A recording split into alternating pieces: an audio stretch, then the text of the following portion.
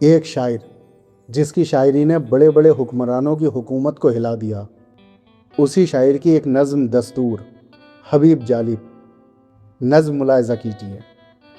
दीप जिसका महल लात ही में जले, चंद लोगों की खुशियों को लेकर चले, वो जो साये में हर मसलहत के पले, ऐसे दस्तूर को सुबह बेनूर को मैं नहीं मानता, मैं नहीं जानता।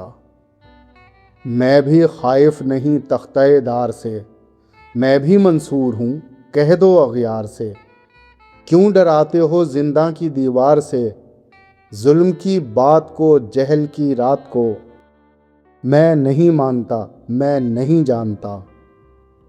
फूल शाखों पे खिलने लगे तुम कहो, जाम रिंदों को मिलने लगे तुम कहो, चाक सीनों के सिलने लगे तुम कहो।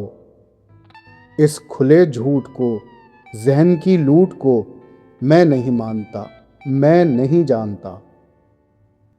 तुमने लूटा है सदियों हमारा सुकून, अब न हम पर चलेगा तुम्हारा फुसून।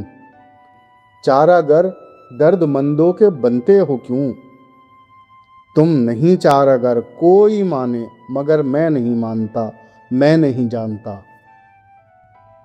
ऐसे दस्तूर को सुबह बेनूर को मैं नहीं मानता, मैं नहीं जानता।